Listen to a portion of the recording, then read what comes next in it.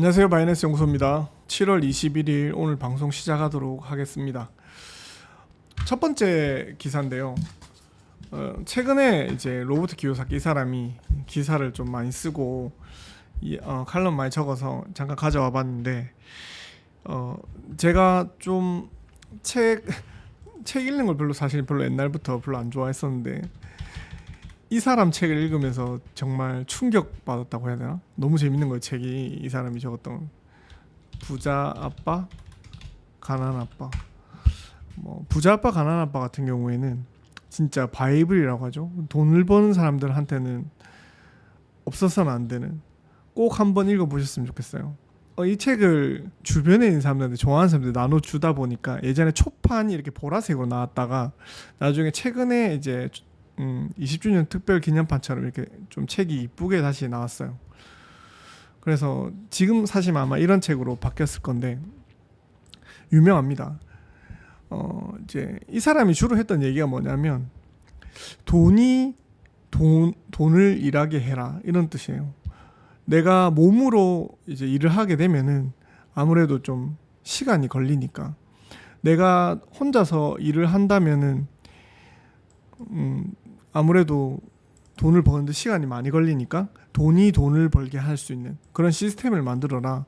이 사람 얘기하는 거는 캐시플로우라고 하는데, 그 캐시플로우는 만들어라. 어떤 사람들은 금융의 파이프를 만들어, 이렇게 얘기하는 사람도 있고요. 로버트 키요사키 같은 경우는 자신의 이제 캐시플로우를 잘 만들면 우리가 세상 살아가는 굴레 속에서 탈출할 수 있다. 그러니까 내가 쓰는 것보다 버는 게 더 많으면 우리의 이제 월급 쳇바퀴 속에서 탈출할 수 있다, 이런 얘기를 했어요. 이 사람이 보드 게임도 만들었었거든요. 한국어로 번역되어 있지는 않고 영어로 된 캐시플로우라고 하는 재밌는 게임도 만들었는데, 그 게임도 한번 해봤거든요. 예전에 일주일에 한 번씩 모여가지고 그 게임도 하고 했었었는데 재밌었어요. 그렇게 하면서 좀 깨달았었던 게, 나도 돈을 벌어야 되겠구나. 돈을 버는데 그냥 내가 월급의 수익으로는 살아가기 힘들다 생각해서 그때 좀 초창기에 비트코인을 투자했던 것 같아요. 거기에 대해서 좀 얘기를 했으면 좋겠습니다. 이제 로버트 키요사키 같은 경우에는 예전에 좀 얘기를 많이 했었었는데, 보통 얘기를 했었던 내용이 이제 금은 투자에 대해서 많이 얘기를 했었는데요. 이제 로버트 키요사키가 최근에 들어서는 이제 비트코인에 대해서 얘기를 많이 합니다. 이 사람이 돈 냄새는 또 기가 막히게 맞거든요. 비트코인 곧 조정 온다, 이렇게 얘기를 했어요. 왜 조정이 온다 이렇게 얘기를 했냐면, 얘기를 한번 보도록 하겠습니다. 이제 미국 재정 불안과 인플레이션 압박이 고조되고 있다. 그래서 부자 아빠, 가난 아빠 저자죠, 로버트 키요사키가 이렇게 얘기를 했어요. 그는 이제 비트코인 포함해서 금, 은 역시 하락의 압박을 받을 수 있다라고 얘기했습니다. 이와 같은 이제 조정이 장기적인 관점에서는 매수할 수 있는 좋은 기회다라고 얘기했어요. 그리고 곧 거품이 터진다. 비트코인은 예외가 아니다. 금은 비트코인 역시, 금과 은은 비트코인이랑 같이 역시 조정을 받을 수 있다라고 얘기를 하고 있습니다. 이제 로버트 키요사키가 이렇게 얘기하고 있습니다. 이제 미국 부채가 37조 달러를 넘어서고 채권의 수익이 계속 상승하고 있다. 채권, 그러니까 미국에서 돈을 빌려가지고 거기에 대한 수익과 이자를 플러스해서 주는 거. 채권의 수익률이 상승한다는 것은 미국에서는 이제 채권을 많이 발행한다는 얘기잖아요. 채권의 발행량이 늘어난다는 얘기입니다. 그렇기 때문에 채권의 수익률이 계속 상승하고 있는 것을 보면은 이제 미국의 경제가 어려워지고 있다라는 거죠. 그래서 그렇게 되면 인플레이션의 완화도 쉽지 않다라는 신호로 받아들이고, 비트코인은 잠시나마 폭락할 수도 있을 것이다. 하지만 로버트 키요사키는 나는 매수할 것이다. 여기에서 이제 얘기를 하고 있는 부분에 대해서 어떤 부분을 얘기하고 있냐면, 나름 과학적으로 얘기하고 있어요. 온체인 데이터를 기반으로 글래스노드에 따르면 비트코인 거래가 거래소로 대규모로 입금하고 있다. 거래소에서 보면은 거래소 보유량, 거래소 출금량 보시면은, 잠시만요.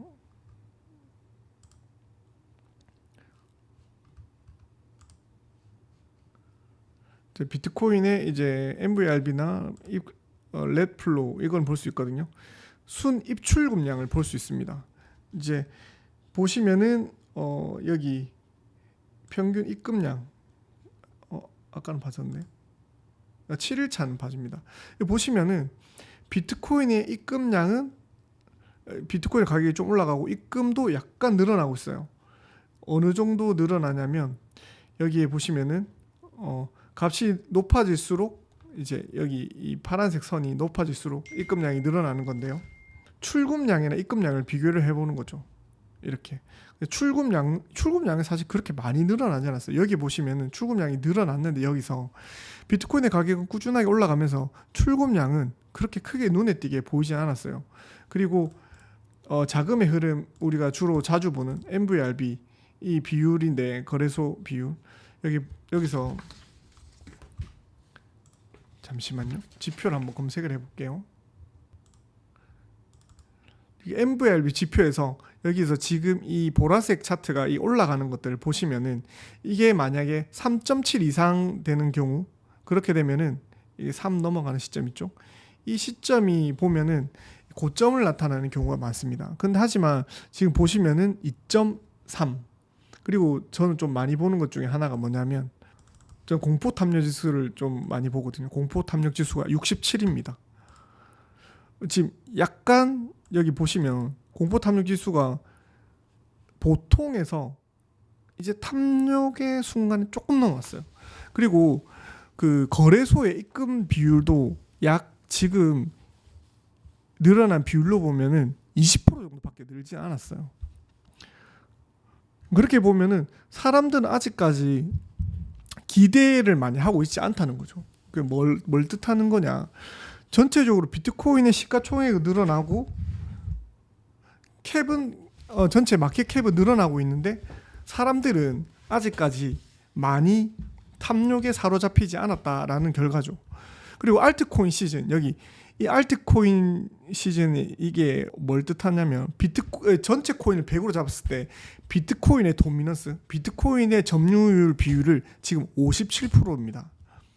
이게 완연하게 만약에 알트장이 일어나려고 하면은 그러니까 일어난다 이러면 다시 말해서 과열이 되려고 하면은 이 알트코인 시즌의 비율 57 이하로 떨어져야 됩니다. 40%대까지 떨어지면은 저는 좀 과열이라고 생각하거든요. 그러면 비트코인이 100 기준으로 했었을 때 48, 49 정도 되면은 과열입니다. 그리고 탐욕 지수도 올해 최고 탐욕 지수가 지금 88이었어요. 극도의 탐욕 올해 작년 연말이었고요. 88이었습니다. 그럼 67이라면 아직까지 가야 할 길은 좀 더 남았다는 거죠. 그러니까 이제 사람들이 시장에 진입을 해볼까라고 생각을 하고 있는 시점인 거죠. 비트코인은 사실 이렇게 가격이 많이 올랐지만 개미들이 끌어올렸다는 건 아니죠. 그리고 만약에 비트코인이 폭락을 한다 셈 쳐도 이거는 개미들이 던진 게 아니고 기관이 던진 거죠. 만약에 키요사키가 이렇게 얘기했어요. 자산 가격이 오히려 떨어진다면 저로의 매수 기회다. 비트코인의 가격이 폭락하더라도 나는 더 많이 살 것이다 라고 얘기를 하고 있어요. 자산 가격의 조정이 오히려 저로의 매수 기회가 될 수 있다고 로버트 키요사키는 얘기하고 있습니다. 비트코인 시장이 지금 사실 좀 과열된 상태는 틀림이 없다. 투자자들은 포모, 이제 투자의 기회를 놓칠까봐 두려워하고 있다. 그런 심리가 강하게 작용하고 있다. 최근 가격 상승이 이와 같은 심리에 자극된 것이다. 조정은 자연스러운 흐름이다. 라고 얘기를 하고 있어요. 블록체인 업체 글래스노드에 따르면은 최근 7일간 이동평균선이 이제 비트코인 거래가 입금량이 12,000 BTC에 육박했습니다. 올해 들어서 가장 높은 수준이라고 합니다. 그래서 어느 정도 시장은 고점이라고 인식하고 있습니다. 자, 그때 제가 얘기했었잖아요. 알트코인의 불장의 스타트는 얼마였다고 했죠? 이더리움의 500만 원 시점이었다고 합니다. 500만 원부터 스타트라고 보면 됩니다. 저는 이번 여름까지는 이더리움이 약 1,000만 원 정도까지는 터치할 수 있지 않을까라고 생각합니다. 비트코인이 정고점을 돌파를 한다면 이더리움은 1,000만 원 정도까지는 가야 되지 않나. 직전 정고점 자체가 이더리움 보시면은 어느 정도였냐. 비트코인 지금 정고점 돌파했죠. 이더리움도 거의 정고점 가까이 터치를 했습니다. 지금. 그렇다면은 이더리움은 얼마가 정고점이었냐 보도록 하겠습니다. 지금 이게 원화로 보면은 좀 힘드니까 원화 기준으로 했었을 때는 지금 24시간 최고가 678만 원이 최고점이었습니다. 678만 원 전체 최고점이요. 678만 원, 600만 원 정도 가야 되지 않을까요? 이게 차트를 쭉 봤었을 때 12달 차트를 좀 길게 해서 늘려서 보면은 4시간 일봉 이더리움 차트를 보고 670만 원까지 도달하면은 이더리움의 최고점, 정고점입니다. 그래서 분명히 이더리움이 정고점을 돌파해야지 나머지 알트코인들도 이제 키 맞추기를 하지 않을까라고 생각합니다. 그리고 지금 조금 주목받고 있는 코인이 하나 뭐가 있냐면 솔라나입니다. 2025년 상반기 덱스 거래량 중에서 1조 달러를 돌파, 기간 자금 유입이 가속되고 있다라고 얘기하고 있어요. 여기 나와 있는 이 코인들이 뭐냐면 이 솔라나 이제 심벌이죠. 솔라나랑 USDC 그리고 이 코인들인데 이 코인들이 대비입니다. 어플리케이션인데 이 솔라나 위에 있는 어플리케이션들이 지금 엄청나게 잘 돌아가고 있잖아요. 그래서 이 솔라나 위에 돌아가고 있는 이 코인들 이것들이 기관들의 신뢰를 지금 받아서 주요 결제 레이어로 자리를 잡고 있답니다. 2025년 6월 기준으로 했을 때 솔라나에 예치되어 있는 비트코인이 7100 BTC를 넘어섰다고 합니다. 사상 최고치인데 그래서 이 기사입니다. 그래서 OKEX 같은 주요 거래소에서 랩핑 비트코인을 출시하면서 이 유입을 견인했다고 합니다. 그래서 유동 스테이킹 LST 시장에서도 같이 성장하고 있는데 바이낸스에서 BN 솔라나 그리고 BN 솔이죠. 바이비트에서 BB 솔 중앙화 거래소에서도 덱스 자체가 사실 좀 어렵잖아요.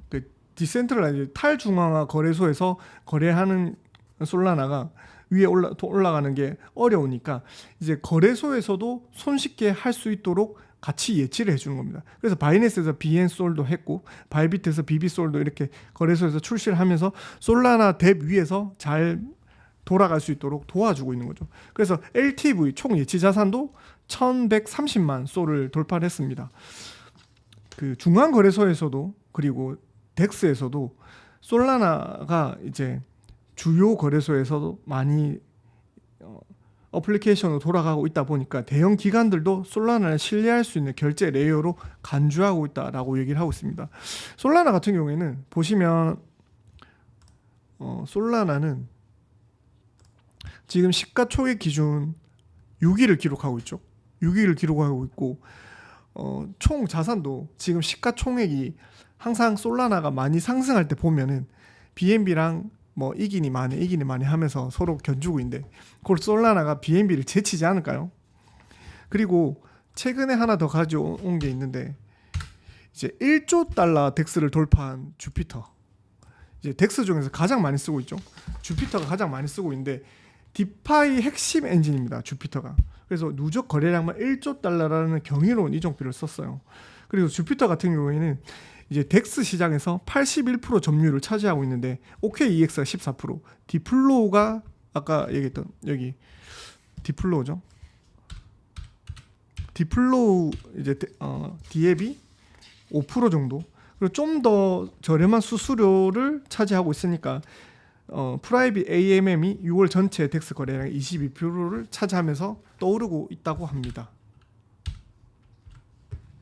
그리고 그 최근에 이제 밈코인이 또 다시 뜨고 있잖아요. 밈코인이 여기 보시면 잠시만요.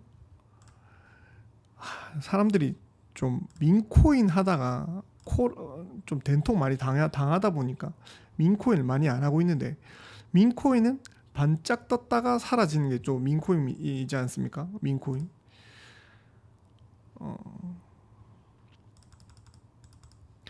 이제 거래소에서 이렇게 보면은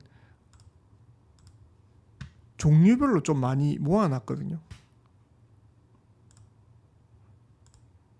여기 밈은 밈이라고 이렇게 해서 밈코인의 대장인 도지, 다음이 2등이 시바, 3등이 페페. 뭐 이거는 부정할 수 없는 것 같습니다. 그리고 트럼프도 그렇고요.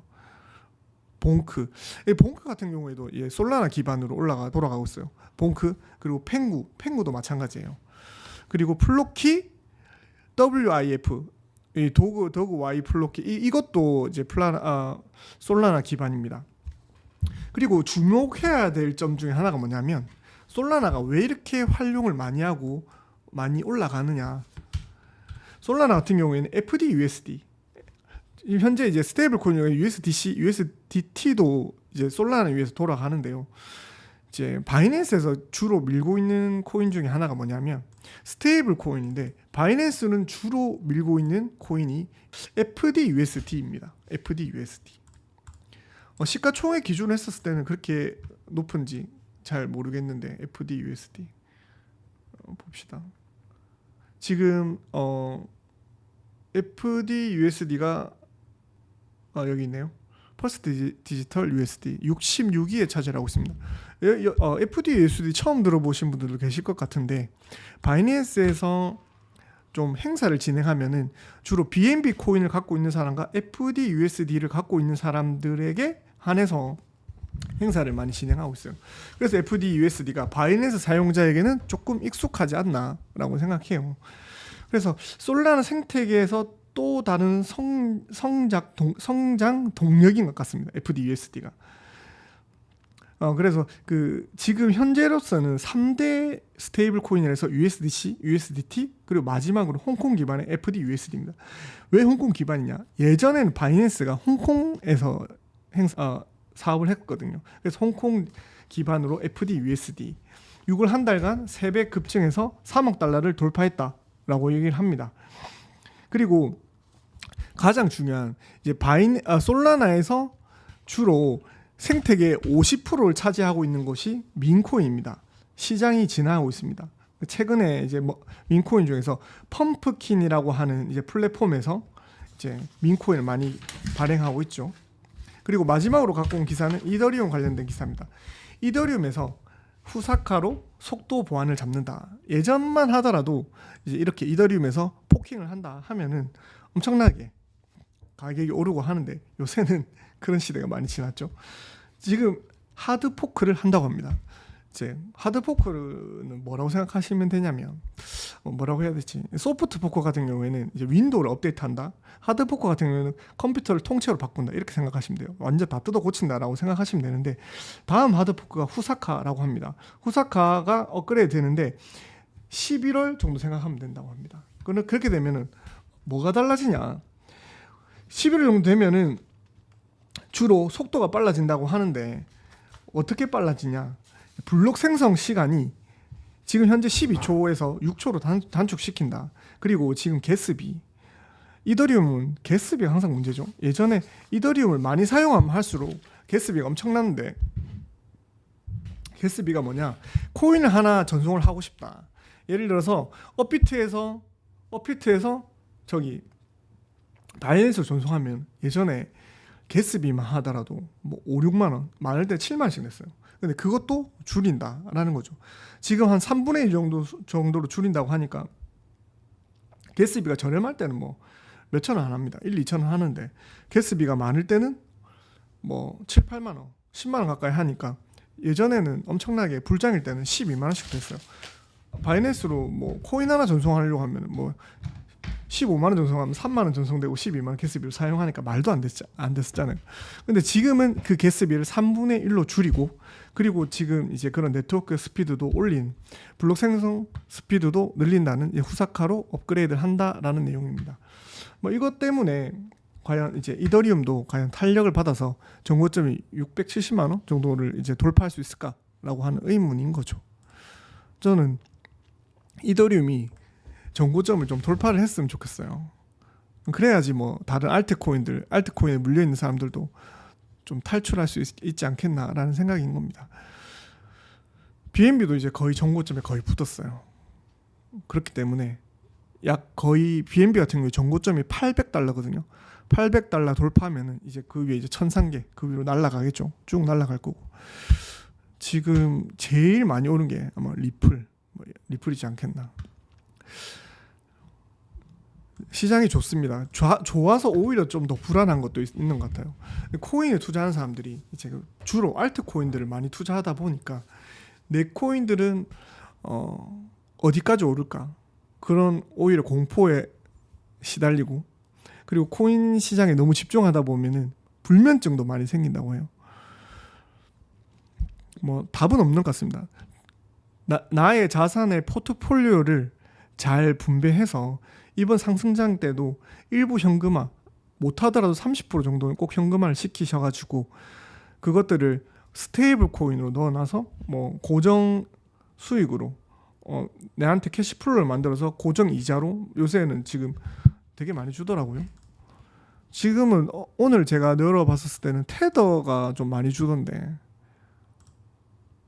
보면은 지금 연 이자만 하더라도 테더가 12%, 12.3%, USDC는 11.3%, FDUSD 좀 많지 않더라고요. 11%. 항상 이자는 XUSD가 제일 많이 주더라고요. 스테이블 코인인데 XUSD는 이제 리플에서 발행한 USD입니다. 뭐 이건 사실 좀 위험할 수도 있고, 가장 안정적인 USDC나 USDT에 넣으시면은 얼마 나오겠어요? 그러면은 한 1억 넣으면 한 달에 100만 원 꼴로 나오겠네요. 그렇게 해서 약간 포트폴리오를 재구성해 볼 필요는 있다고 생각합니다. 여러분 오늘 방송도 시청해 주셔서 감사드리고요. 오늘 방송 좀 길어졌네요. 22분인데 그래도 마지막까지 시청해 주신 분들 정말 감사드리고요. 구독과 좋아요, 알림 설정까지 감사합니다. 피스. 감사합니다.